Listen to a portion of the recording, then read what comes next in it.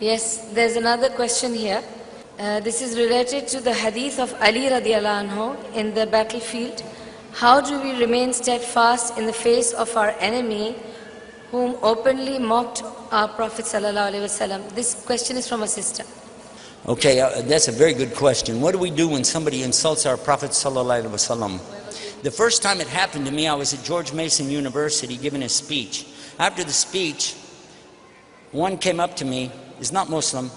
He was an old man, actually, and he knows Arabic, and he came in my face, and he said, "What do you say about a 53-year-old man that has sex with a 6-year-old girl?" Whoa, when he said this, I almost passed out, because I couldn't believe anybody would talk like this. I couldn't believe somebody would say something like this. I knew what he meant by what he said. I was so upset, I started taking my coat off. And I would give it to the sheikh who was with me. I said, you know, just hold my coat. I'm going to go on this guy. And as I was taking my coat off, I looked at him, I said, this depends on your question. If it's a rhetorical question, or if you're insulting my prophet, in which case I'm going to take you out back and beat your head off your shoulders. He said, no, it's rhetorical. I said, in this case, it doesn't need an answer. Obviously, what he said, no Muslim would support this idea, because our Prophet ﷺ never would do something like this. Our Prophet did not do what this man said. But the way he said it, people would think, this is Muhammad. Our Prophet ﷺ was the example for us, and he was the mercy to mankind. I had to go to the scholars and ask them, how do I answer the question? They said, first of all, you don't get angry. This is in the hadith of Rasul ﷺ, la tagdab. Somebody said, give me nasiha, la tagdab. And then, la tagdab, la tagdab. Don't get angry. Take it easy. Keep your cool. Take it easy.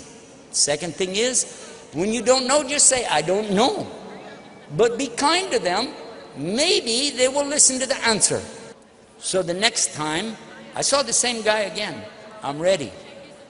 This time, he started with another question. It's nothing but an insult, the way he said it.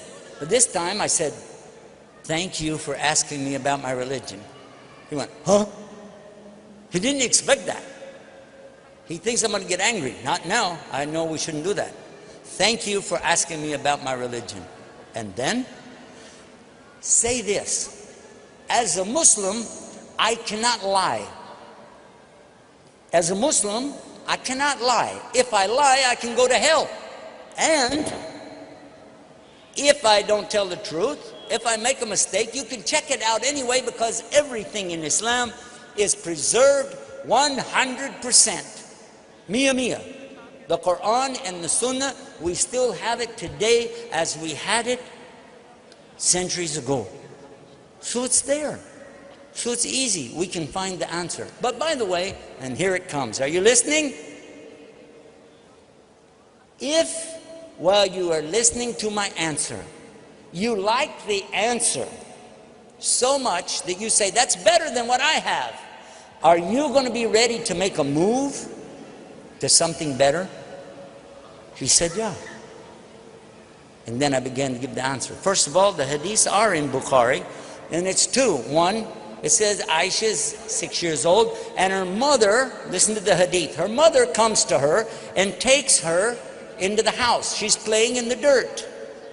Her mother takes her into the house to her father. So far, did you hear the word sex in there? No. And her father is doing a tradition which is a part of the Arab tradition forever. He's offering his daughter in marriage to his best friend, someone who is a leader, someone who is very important to him, and he's saying, I want you to marry my daughter. But then what? She's back outside playing in the dirt. Yes or no? Yeah. Where did you hear sex in there? I think you've been standing in the checkout line of the grocery store too long looking at the tabloids with that word sex on it. Oh, that's all you're thinking about. This is not our Prophet ﷺ. The other hadith, she's older.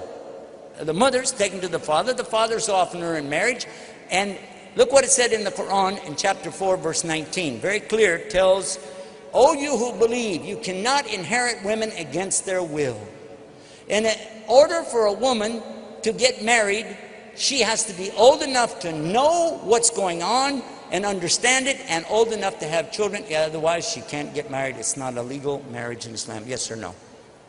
So what do you think? It gives us the example that even though she was betrothed at an early age, they didn't get married until she was old enough. The man standing there going, I didn't know that. I didn't know that. I didn't know that. It happened again when I was in Chennai. The same subject come up, and I told another one the same way. He said, really? I said, yes, but I'm going to ask you a question. Everything we know about their marriage is coming to us from her.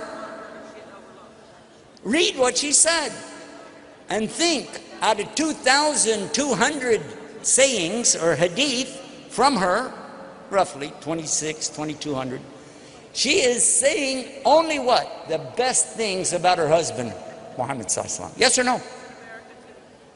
And all that she said again and again, she's praising him, loving him, caring about him. She talks about when she was young, she used to race with him and she used to beat him. She said, I got older, I got heavy, and then he used to beat me in the races. She used to tease him, she played tricks on him. We know from the Quran some tricks that she played. Whoa, watch out. But still, he was a very caring and loving husband to her. So much so when he died, sallallahu alaihi wasallam, he wanted her to be there. He died right there in that house with his head in her lap. And what was the last thing she did? She used a toothstick and she cleaned it for him and opened it up and put it in his mouth because she knew how much he liked it. And in this way and in this condition, he passed away. And for the rest of her life, she narrated from him and never said a single bad word ever about her husband. Do you know any women today who could go their whole life and never say something bad about their husband? Hello? Do you know a woman who can go even 1 year or 1 month or 1 week, maybe not even 1 day, and she's saying something about her husband? Aisha radiallahu anha never said a single bad word on her husband. Yes or no? And she never even considered to look at another man for the rest of her life. In her heart and in her mind, she is still married to Muhammad sallallahu alaihi wasallam, and they will be together in Jannah, in the paradise, and live there happily ever after. I'm asking you a simple question. Is this the best love story you ever heard? Or do you like the story of Shakespeare's Romeo and Juliet on Valentine's Day, talking about, oh, what a love story, Romeo and Juliet. 2 young lovers, one a preteen, maybe 12, and one 14, something like this, very young, from 2 separate tribes that did not like each other. They hated each other, they were fighting. So the Capulets on the one side, and the other family on the other side, and they hate each other. And they don't want their children to even know each other, so they sneak behind their back. Did they get married? No. What did they do? I don't want to mention. And then what? One of them commits suicide.